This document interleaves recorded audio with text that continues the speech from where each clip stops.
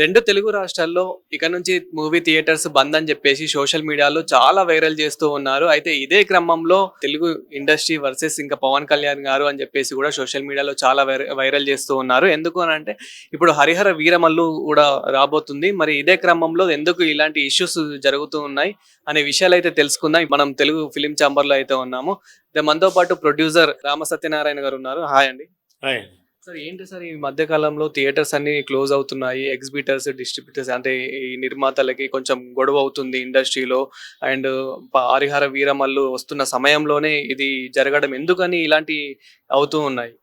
అసలు యాక్చువల్‌గా అయితే మీరు చెప్పిన పాయింట్‌కి దీనికి సంబంధం లేదండి. 'హరిహర వీరమల్లు' అనే సినిమా కోసం వీళ్ళు బంద్ అనేది స్టార్ట్ చేయలా. జూన్ 1 తారీఖుని బంద్ చేస్తామని అల్టిమేటం ఎలాగ ఇచ్చారంటే, మాకు కొన్ని ప్రాబ్లమ్స్ ఉన్నాయి. థియేటర్లని పర్సెంటేజ్ విధానంలో మీరు రన్ చేయాలి. రెంట్ సిస్టమ్‌లో మేము మాకొద్దు. అన్ని సినిమాలు పర్సెంటేజ్ ఇస్తాం మేము. చిన్న సినిమా, పెద్ద సినిమా. కాబట్టి మీరు ఏదో ఒక నిర్ణయం తీసుకొని మాకు పర్సెంటేజ్ విధానానికి ఒప్పుకోండి అని ఎగ్జిబిటర్స్ అందరూ ఫిలిం ఛాంబర్‌కి లెటర్ పంపించారు. అప్పుడు ఏం చెప్పారంటే, జూన్ 1 తారీఖు లోపు కనుక మాకు ఏ విధమైన పరిష్కారం లేకపోతే మాకు జూన్ 1 నుంచి బంద్ చేసే పరిస్థితిలో ఉన్నాము అని చెప్పారు తప్ప బంద్ చేస్తామని వార్నింగ్ మాత్రం ఇవ్వాల. అది తెలియకో తెలుసో సోషల్ మీడియాలో రకరకాల చక్కర్లు కొడుతుంది. ఇంకా ఆ విషయాన్ని పక్కన పెడితే ఈ హరిహర వీరమల్లు అనే విషయం ఈ బంద్కి సంబంధం లేదు అసలు. ఇది ఈ సోషల్ మీడియా వల్ల పవన్ కళ్యాణ్ గారి సినిమా వస్తుంది కాబట్టి వీళ్ళు బంద్ చేస్తున్నారా అని ఈ సోషల్ మీడియా వాళ్ళు దాన్ని రేజ్ చేయడం వల్ల అది పవన్ కళ్యాణ్ గారి వరకు చేరింది. దాని గురించి మంత్రి గారు దుర్గేష్ గారు ఒక మంచి డోస్ ఇచ్చారు అందరికీను. కాబట్టి పవన్ కళ్యాణ్ గారి సినిమా రిలీజ్ అయినప్పుడే మీకు ఇలాంటివి వస్తాయని చెప్పడం జరిగింది. కాబట్టి యాక్చువల్గా అయితే 100% పవన్ కళ్యాణ్ గారి సినిమా కోసం ఈ బంద్ అనేది లేదు అసలు. కాబట్టి దాన్ని మేము ఖండిస్తున్నాం. రెండో విషయం ఏంటంటే, ఏదో విధంగా దుర్గేష్ గారు, మంత్రి గారు కల చూసుకుంటాం, పవన్ కళ్యాణ్ గారు కూడా రెస్పాండ్ అవ్వడం వల్ల మాకు ఒక విధంగా ఇండస్ట్రీకి మంచిగా జరుగుతుంది. ఎందుకంటే ఇక్కడ చిన్న నిర్మాతలకి ఎప్పటి నుంచో చాలా కోరికలు ఉన్నాయి, చాలా నష్టాలు కష్టాలు ఉన్నాయి. ఆ కష్టాలు నష్టాలను ఎవరు పట్టించుకోవట్లా. ఇప్పుడు ప్రభుత్వం వాళ్ళు ప్లస్ పవన్ కళ్యాణ్ గారు పేషి నుంచి మాకు మంచి సపోర్ట్ వచ్చిందని మేము ఫీల్ అవుతున్నాం. అదేంటంటే ముఖ్యంగా ఒకటి, చిన్న సినిమా మీద ఇండస్ట్రీ బతుకుతుందండి. ఇప్పుడు 80% ఇండస్ట్రీలో పీపుల్ బతికేది చిన్న సినిమా మీద. అంటే ఒక కార్మికులు కానివ్వండి, డిస్ట్రిబ్యూటర్లు కానివ్వండి, ఎగ్జిబిటర్లు కానివ్వండి, ఎవరైనా. పెద్ద సినిమాలు సంవత్సరానికి 20 వస్తాయి. 20 సినిమాలతో ఇండస్ట్రీ బతకదు. ఈ చిన్న సినిమాల వల్ల ఇండస్ట్రీ బతుకుతుంది. అలాంటి టైంలో మా చిన్న నిర్మాతలకు ఎప్పటి నుంచో కొన్ని కోరికలు ఉన్నాయి. కొన్ని కోరికలు అంటే రిక్వెస్ట్లు ఉన్నాయి. అవేంటి, చిన్న సినిమాలు పర్సంటేజ్కి ఆడండి అని మేము ఎప్పటి నుంచో అడుగుతున్నాం. నిరాదీక్షలు చేసాం, స్ట్రైకులు చేసాం. ఇక్కడ మేము ఎంతోమంది ఎన్నో రకాలుగా స్టేట్మెంట్ ఇచ్చాం. కానీ ఎవరు అప్పుడు స్పందించలా. లక్కీగా ఇప్పుడు ఈ సందర్భం వచ్చింది కాబట్టి వీళ్ళు రివర్స్లో మేము ఎప్పుడైతే పర్సంటేజ్గా అడిగామో అది ఇవ్వట్లేదు. కొత్తగా వీళ్ళు ఏం పెట్టారంటే, ఇప్పుడు పెద్ద సినిమాలు చిన్న సినిమాలు అన్ని పర్సంటేజ్ ఇస్తామంటున్నారు. పెద్ద సినిమాలు పర్సంటేజ్ వర్కౌట్ అవ్వండి. ఎందుకంటే 200 కోట్లు 300 కోట్లు తీసే సినిమాలకి మొదటి రోజునే ఓపెనింగ్లు వస్తాయి. పూర్వకాలంలో అయితే థియేటర్లో ప్రింట్లు ఉన్నప్పుడు 24 ప్రింట్లు, 38 ప్రింట్లు, 46 ప్రింట్లు రిలీజ్ చేసేవాళ్ళం. ఇప్పుడు ఈ డిజిటల్ సిస్టమ్ వచ్చిన తర్వాత ఒకేసారి 300 థియేటర్లు రిలీజ్ చేస్తున్నారు. కాబట్టి 200 కోట్లు 300 కోట్లు బడ్జెట్ సినిమాలు అలాగా పర్సంటేజ్ ఇవ్వడం అనేది ఇంపాసిబుల్. అంటే నిర్మాతకు వర్కౌట్ అవ్వదు. అసలు నిర్మాత బాగుంటేనే ఆడు ఎగ్జిబిటర్ అయినా డిస్ట్రిబ్యూటర్ అయినా బాగుంటారు. నిర్మాతలు మాకేం సంబంధం లేదు అని చెప్పేసి కూడా అంటూ ఉన్నారని చెప్పేసి సోషల్ మీడియాలో వైరల్ అవుతుంది. సో ఇది ఎంతవరకు నిజం? మరి ఎక్కడ మళ్ళీ థియేటర్స్ వాళ్ళు కూడా మాకు పర్సెంటేజ్ అన్నంత ఇస్తలేరు, మాకు కూడా లాస్ ఉంది, మేము రెంట్లు కట్టుకోవాలని చెప్పేసి థియేటర్ ఓనర్స్ కూడా అంటున్నారు. మరి వాళ్ళ పరిస్థితి ఏంటి? అంటే ఇక్కడ మోస్ట్లీ మనకు మెయిన్ పాయింట్ ఏంటంటే ఎక్కడ ప్రాబ్లం వస్తుంది అసలు? అదే ఇప్పుడు ఇదంతా మీలాంటి సోషల్ మీడియా కన్ఫ్యూజ్ చేస్తున్నారండి. మీరు ఫిలిం ఛాంబర్ దగ్గర కరెక్ట్ అయిన ఇన్ఫర్మేషన్ ఉంటుంది. నేను ఫిలిం ఛాంబర్ ఈసీ మెంబర్ని, నిర్మాతల మండలి కోసే అధికారిని. ఇక్కడ మాకు కరెక్ట్ ఇన్ఫర్మేషన్ చెప్తాం మీకు మేము. ఇప్పుడు వీళ్ళు మన హరిహర వీరమల్లు సినిమా గురించి ఎగ్జిబిటర్లు యాజిటేషన్ స్టార్ట్ చేయలేదు. First point. దానికి తర్వాత స్టార్ట్ అయింది కాబట్టి దుర్గేష్ గారు మంచి డోస్ ఇచ్చారు కాబట్టి మా వాళ్ళందరూ ఎలర్ట్ అయ్యి మాకు సంబంధం అంటున్నారు. అది నిజము. అయితే స్టార్ట్ అయిందేమో ఒక విషయం గురించి, ఎండ్ అయ్యేదేమో ఈ విషయం గురించి. ఏది ఏమైనా ప్రస్తుతానికి బంద్ అనేది లేదు. జూన్ 1 నుంచి థియేటర్లు బంద్ చేయట్లేదు. అన్ని మామూలుగా జనరల్గా రన్ అవుతాయి. నేను థియేటర్లకు ఉన్న సాధక బాధకాలన్నీ కూడా మనం కూర్చుని చర్చిద్దామని దిల్ రాజు గారు, మా ఛాంబర్ ప్రెసిడెంట్ గారు, ఛాంబర్ సెక్రటరీ గారు, మా ప్రసన్న కుమార్ గారు వీళ్ళందరూ కలిసి ఒక మీటింగ్ వేసాం. మీటింగ్ వేసినప్పుడు ఏం చెప్పారంటే, బంద్ చేయడం వల్ల ఏ సమస్య పరిష్కారం అవ్వదు. గతంలో ఇలా బందులు చేసి చాలా రోజులు టైం వేస్ట్ అయింది తప్ప ఏం జరగలేదు. కాబట్టి మీరు ఎవరు బంద్ చేయడం వీల్లేదు, బంద్ అనేది తీసిపడేయండి అసలు అని చెప్పడం జరిగింది. అది కూడా ఒప్పుకోవడం జరిగింది. నిర్వాధికంగా సినిమా థియేటర్ రన్ అవుతాయండి. First point. రెండోది ఏంటంటే, ఏది సందర్భంలో హరిహర వీరమల్లు గురించి కాదు ఇది పెట్టినా అయినా సరే హరిహర వీరమల్లు గురించి పెట్టారని మార్కెట్లో ట్రెండ్ అయింది కదా. దానివల్ల ఇండస్ట్రీకి మంచిగా జరిగింది.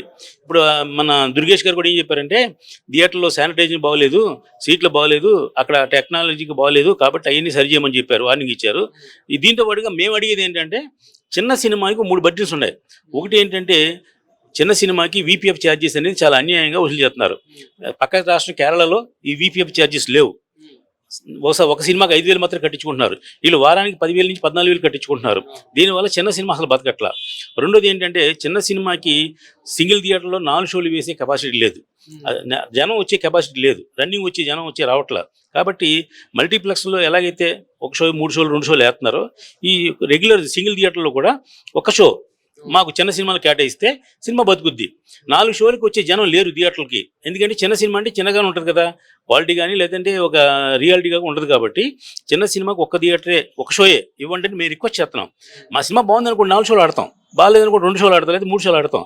ఏదైనా నిర్మాత అనేవాడు థియేటర్లో రిలీజ్ చేసేటప్పుడు 1 షోకి పర్మిషన్ ఇస్తే మేము డిమాండ్ చేయకుండా. అది రెండోది ఏంటంటే, పర్సంటేజ్ విధానం ఎప్పుడు పర్సంటేజ్ విధానం ఆడుతున్నారు. చిన్న సినిమాలన్నీ పర్సంటేజ్ విధానంలో ఆల్రెడీ ఆడుతున్నారు. అది మాకు ఇబ్బంది కాదు. అది రెంట్లకు వేసే సినిమా కెపాసిటీ లేదు కాబట్టి వాళ్ళు కూడా పర్సంటేజ్ ఆడుతున్నారు. థియేటర్లో డిస్ట్రిబ్యూటర్ కూడా మాకు కోఆపరేట్ చేస్తున్నారు.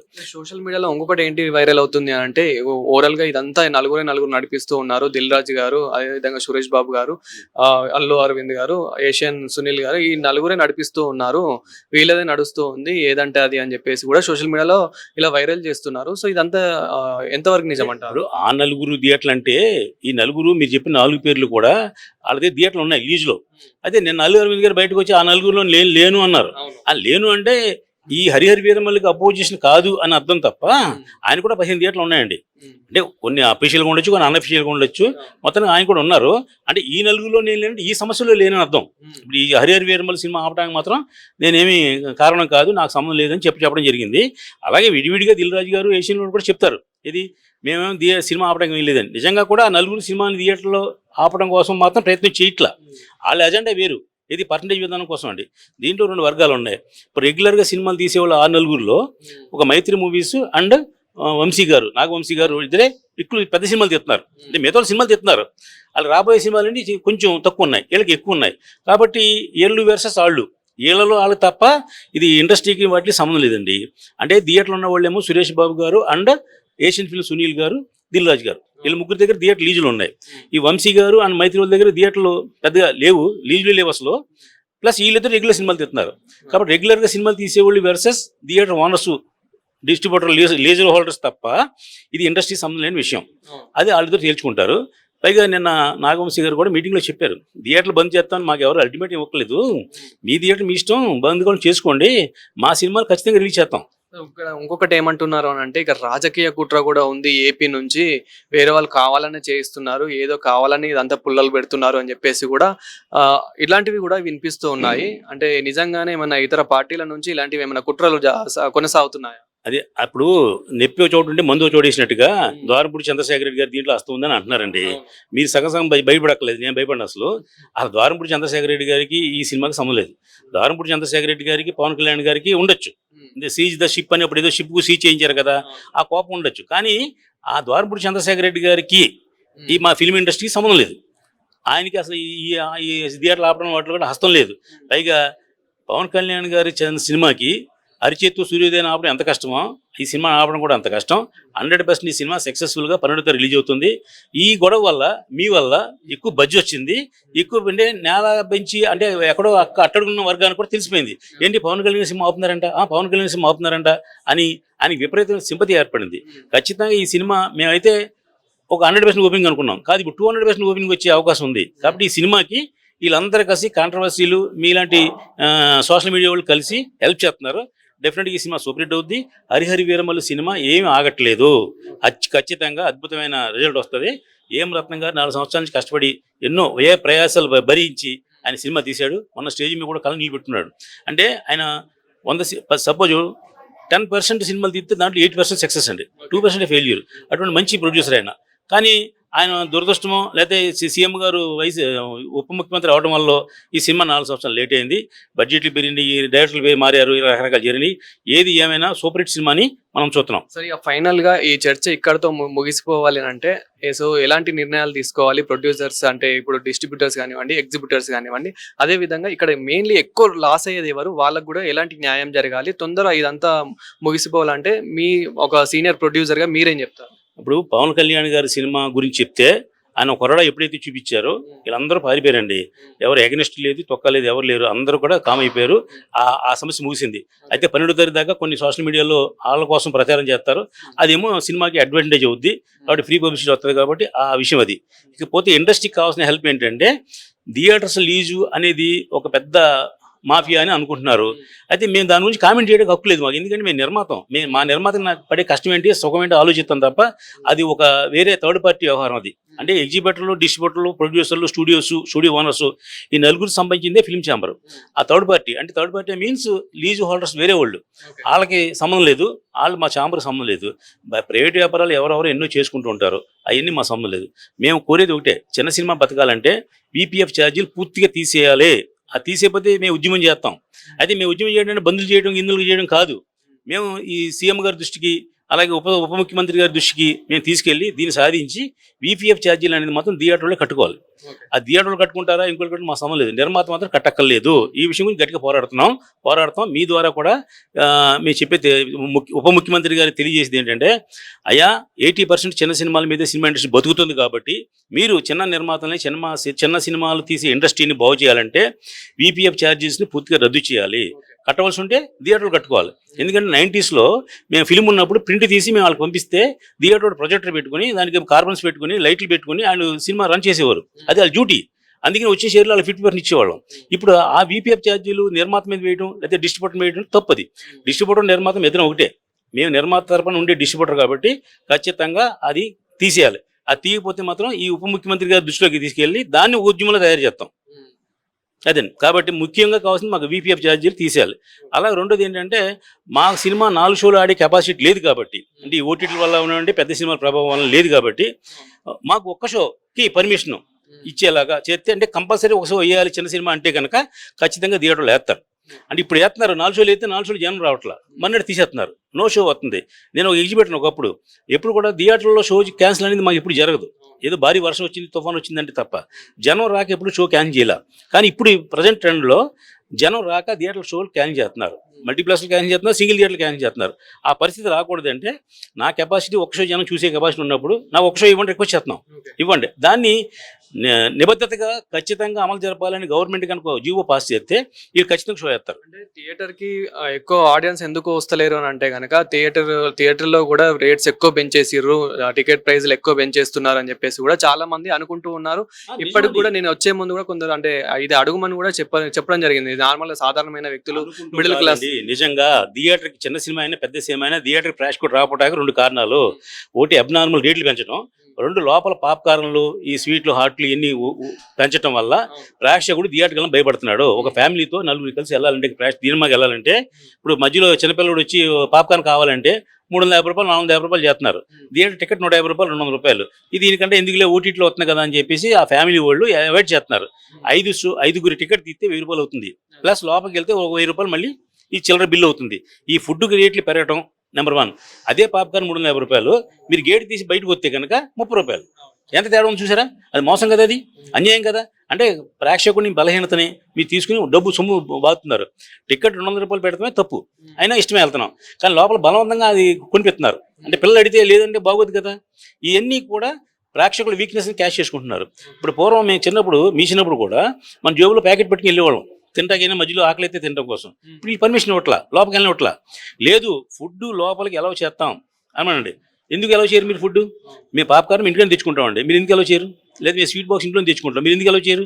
ఇప్పుడు ట్రైన్లో ఎలా చేస్తున్నారు, బస్సులో ఎలా చేస్తున్నారు, ఎయిర్పోర్ట్లో ఎలా చేస్తున్నారు కదా. మీరు కూడా థియేటర్లో ఎలా చేయపోవటానికి మేము ఇంటికి నుంచి మాకు నచ్చిన సరుకులు తినడం కోసం, పిల్లలు తినడం కోసం ఇంట్లో మేము పట్టుకెళ్ళినప్పుడు మీ పర్మిషన్ ఇవ్వాలి. మీరు రేట్లు తగ్గుతారు మాకు అట్లా. ముందు మాకు ఎంట్రీకి జేబులు చిక్చేటాలు అవన్నీ మానేసి తినుబండారాలు కూడా థియేటర్లో పట్టుకెళ్ళొచ్చు అని కండిషన్ పెడితే మీరు రేట్లు పెంచక్కల తగ్గించక్కల మీ ఇష్టం చూసుకోండి, మాకు ఇష్టమే వెళ్తాం మేము. అది కాకుండా మీరు బలవంతంగా మమ్మల్ని లోపలికి ఏమో పట్టుకెళ్ళకూడదు, ఈ జోబులు చెక్ చేస్తున్నారు, ఏదో బాంబులు పెట్టి చెక్ చేసినట్టుగా. అది ఫుడ్ చెక్ చేయడానికి హక్కు లేదు, లోపలికి ఎలా చేయాలి, చేస్తే మేము టికెట్లు తీసినా ఆనందంగా ఉంటుంది. రెండోది దీన్ని బుక్ మై షో 30 రూపాయలు ఛార్జ్ చేస్తున్నారు. లోపల మన ఆంధ్రప్రదేశ్ ప్రభుత్వం వాళ్ళు 6 రూపాయలు టికెట్కి బుక్ మై షోకి కమిషన్ ఇవ్వడం కోసం నిర్ణయించారు. తర్వాత కోర్టుకు వెళ్ళారు, రకరకాలు జరిగినాయి. ఆ జరిగినప్పుడు సరే మీరు కొన్నాళ్ళు రన్ చేయండి, మేము అన్ని సమగ్రంగా తీర్పు చేద్దామని చెప్పడం జరిగింది. ఇప్పుడు నేను రిక్వెస్ట్ చేసింది ఏంటంటే, బుక్ మై షో అనేది ఒక ఫిలిం ఛాంబర్ లాంటి వాళ్ళు హ్యాండిల్ చేస్తే మాకు ఫిలిం ఛాంబర్కి ఆదాయం వస్తుంది, నిర్మాతకు ఆదాయం వస్తుంది, ఎగ్జిబిటర్కి ఆదాయం వస్తుంది. ఈ ఎగ్జిబిటర్, డిస్ట్రిబ్యూటర్, నిర్మాత మా ఫిలిం ఛాంబర్ మెంబర్స్ వాళ్ళకి ఆదాయం అవుతుంది. ఈ బుక్ మై షో అనేది ఎవరికో ఇచ్చారు, ఎవరికో ఇవ్వడం వల్ల ఏమైందంటే వాళ్ళు అబ్నార్మల్గా 30 రూపాయలు వదిలి చేస్తున్నారు టికెట్కి. 100 రూపాయల టికెట్కి 30, 200 రూపాయల టికెట్కి 30 రూపాయలు వదిలి చేయడం వల్ల ఈ బడ్డీని అవుతుంది. మేము 5 ఫ్యామిలీ వెళ్ళాలంటే 150 రూపాయలు బుక్ మై షోకి బస్సు వస్తుంది. కాబట్టి ఈ బుక్ మై షో ఇవ్వడం వల్ల మాకు నష్టం అవుతుంది. VPF ఛార్జీల వల్ల మాకు సినిమా నిర్మాతకి నష్టం అవుతుంది. ఈ రేట్లు పెంచడం వల్ల నష్టం అవుతుంది. ఈ పాప్కార్న్లు, స్వీట్లు ఈ రేట్లు పెంచడం వల్ల నష్టం అవుతుంది. ఈ మూడింటిని కూడా పవన్ కళ్యాణ్ గారు, దుర్గేష్ గారు అక్కడ సీరియస్గా తీసుకుని ఈ చిన్న సినిమా ఎలా బతకాలి అని మీరు ఆలోచన తెస్తే బాగుంటుంది. అలాగే చిన్న నిర్మాతలను మీరు ఒకసారి పిలిపి ఇవ్వండి మాకు, మేము అందరూ వస్తాం, మీకు మరి రిప్రజెంటేషన్ వస్తాం. పెద్ద నిర్మాత వేరు, చిన్న నిర్మాత వేరు, ఛాంబర్ వేరు, ఇది వేరు. అంటే ఛాంబర్ పిలిస్తే అందరి తరపున వస్తారంటారు. ఛాంబర్ని మీరు పిలిచారనుకోండి, ఆ పెద్ద పెద్ద ప్రొడ్యూసర్లు వస్తారు తప్ప చిన్న నిర్మాతలు ఎవరు రారు అక్కడికి. కాబట్టి సపరేట్గా చిన్న నిర్మాతలకి ఆహ్వానము అని ఒక చిన్న మీరు ప్రశ్న ఒకటి ఇవ్వండి. మేము 10 మంది మా రిప్రజెంటేటివ్స్ వచ్చి దుర్గేష్ గారికి, పవన్ కళ్యాణ్ గారికి మా కష్టకాలు చెప్తే, ఎందుకంటే పవన్ కళ్యాణ్ గారు 100% సినిమా మనిషి, సినిమా బాగుండాలని కోరుకునే మనిషి, పక్కోటి బాగుండాలని కోరుకునే మనిషి. ఈవేళ ఆయన సీఎం, ఉప ముఖ్యమంత్రి అయ్యాడంటే మాకు చాలా గర్వంగా ఉంది. మాకు మా సినిమా హీరో ఉప ముఖ్యమంత్రి అయ్యాడండి. కాబట్టి ఆయన చక్కటి కార్యక్రమాలు చేస్తున్నాడు, చాలా అద్భుతమైన ప్రాబ్లమ్స్ సాల్వ్ చేస్తున్నారు. కాబట్టి చిన్న సినిమా నిర్మాతలు ఒకసారి పిలిపివ్వండి, మేము 10 మంది రిప్రజెంటేషన్ మీకు ఇస్తాము. మీరు సానుకూలంగా మా కథ మా కష్టకాలు వినండి, మీరు న్యాయమైన కోరికలు తీర్చండి. దిస్ ఈజ్ మై రిక్వెస్ట్ మీ ద్వారా. సో చూసారు కదా, థియేటర్స్ అయితే బంద్ అని చెప్పేసి చాలా వైరల్ చేస్తున్నారు కదా. ఇక నుంచి అయితే అలా ఏం ఉండదని అయితే చెప్పడం అయితే జరిగింది ప్రొడ్యూసర్ గారు అయితే. అండ్ హరిహర వీరమల్లు, మన పవన్ కళ్యాణ్ గారు నటించిన హరిహర వీరమల్లు చాలా గ్రాండ్గా అయితే రిలీజ్ కాబోతుంది. ఇంకా ఆ మూవీని అయితే ఎంకరేజ్ చేయండి. సో మంచిగా హిట్ అయితే చేద్దాము. ముఖ్యంగా చాలా మంది అంటే ఇండస్ట్రీకి కొత్త వాళ్ళు వస్తున్నారు. అంటే చిన్న నిర్మాతలు, చిన్న యాక్టర్స్ వాళ్ళు వస్తూ ఉన్నారు. వాళ్ళని మనం ఎంకరేజ్ చేయాలి. ముఖ్యంగా వాళ్ళ టాలెంట్ ని గుర్తించి వాళ్ళని అయితే ఎంకరేజ్ చేయాలి. ఎందుకంటే పెద్ద ప్రొడ్యూసర్స్, పెద్ద యాక్టర్స్ ఆల్రెడీ కొంచెం మనకి సెటిల్డ్ కాబట్టి, సో ఇంకా చిన్న వాళ్ళని మనం ఎంకరేజ్ చేయాలి. Thank you.